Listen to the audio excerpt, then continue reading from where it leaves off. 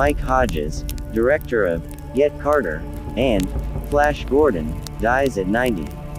Mike Hodges, who made his feature debut by writing and directing the seminal British gangster film Get Carter, starring Michael Caine, then replaced Nicholas Roeg to helm the cult sci-fi hit Flash Gordon, has died. He was 90. Hodges died Saturday of heart failure at his home in Dorset, England, confirmed his friend Mike Kaplan, who produced Hodges' 2003 film I'll Sleep When I'm Dead. The British filmmaker also wrote and directed Pulp 1972, in a quick follow-up with Caine, The Bleak the Terminal Man 1974, an adaptation of a Michael Crichton novel that starred George Segal. Damien. Omen 2 1978, though he was fired 3 weeks into the shoot and replaced by Don Taylor. And Black Rainbow 1989, starring Rosanna Arquette as a medium. In addition, Hodges helmed the Mickey Rourke starring Ira thriller A Prayer for the Dying 1987, which he said was re-edited without his knowledge. He tried to have his name excised from that movie, and 2 films starring Clive Owen, Croupier 1998, and I'll Sleep When I'm Dead.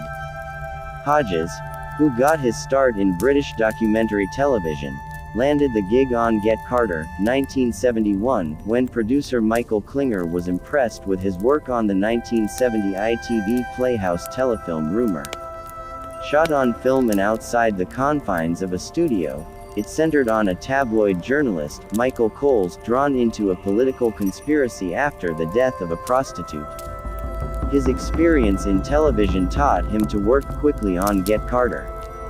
He got a hold of Ted Lewis' novel Jack's Return Home in January 1970, and had written the script and was shooting in July, he said in a 2012 BFI interview. Starring Caine as hitman Jack Carter, who returns to Newcastle for his brother's funeral, uncovers a ring of pornographers involved with his death and hunts them down. The neo-noir classic was shot in 45 days for £750,000, about $16 million today. In 1999, it ranked 16th on the list of the 100 best British films of all time by Sight and Sound. On Flash Gordon 1980, starring Sam J. Jones as the comic strip hero, Hodges accepted producer Dino De Laurentiis' invitation to replace Roeg but had no idea what I was going to do when I took over, he told The Guardian in 2020. I think that's part of the success of the film. It's like a souffle. We managed to put all the right ingredients in, and it sort of rose in some mysterious way. Hodges said he once asked De Laurentiis why he chose him for the project. I thought he'd say, "Hey, Mike, I liked Get Carter.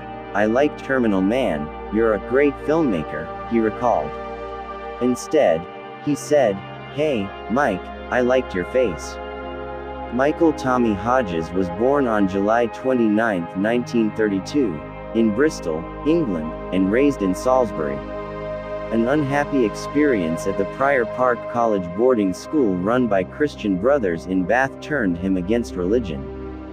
He studied to be an accountant, spent 2 years in the Royal Navy on the lower deck of a minesweeper that visited British ports, and then served as a technician on the Associated British Corp. series Armchair Theatre. In 2 years on the Granada television current affairs program World in Action, Hodges filmed in Vietnam and interviewed American politician Barry Goldwater and union organizers in Detroit. He then moved to the highbrow Sunday afternoon ITN show Tempo, where he profiled the likes of Harold Pinter, Orson Welles, Jean-Luc Godard and Lee Strasberg. He directed the 6-part Thames television children's serial The Tyrant King in 1967 and 2 ITV Playhouse telefilms, 1969's Suspect and Rumor. Related video. In a 2021 BFI interview, Hodges called his experience on Get Carter truly extraordinary, because it was done in a kind of white heat. Richard Lester, who was a friend of mine, gave me a tip, which was a very wise one, he added. He said, "Make sure you stay in a different hotel to the crew." So, I stayed in the different hotel. The first assistant also had a suite there, as well. What happens if you're staying in the same hotel as the crew and the cast eat you alive? You walk into the foyer and they're on you like piranha fish. I managed to keep myself concentrating just on what was happening in front of the camera, none of the politics of anything that was going on around it. And I just shot it, literally, from the seat of my pants. After his unpleasant experience on Omen 2, it soon became obvious that I was shooting a film different from the one producers wanted. He said he found a way to get along with De Laurentiis on Flash Gordon. At about 5 o'clock in the afternoon, I would say to Dino, "I've got this idea," and he would say, "Hey, Mike, I'll think about it," he recalled. The following morning, he would come in and tell me my idea. I'd say, "Dino, you're a genius. We had this wonderful working relationship once I'd worked that." Hodges' directing resume also included music videos for Queen, the 1985 feature Morons from Outer Space, a 1985 episode of the HBO series The Hitchhiker that starred Gary Busey, and several telefilms. He also published a novel, Watching the Wheels Come Off, in 2009. He was married twice and had 2 children. Asked in 2009 why so many of his films dealt with his crime, he replied, "Crime is the litmus that shows what's really going on below the surface.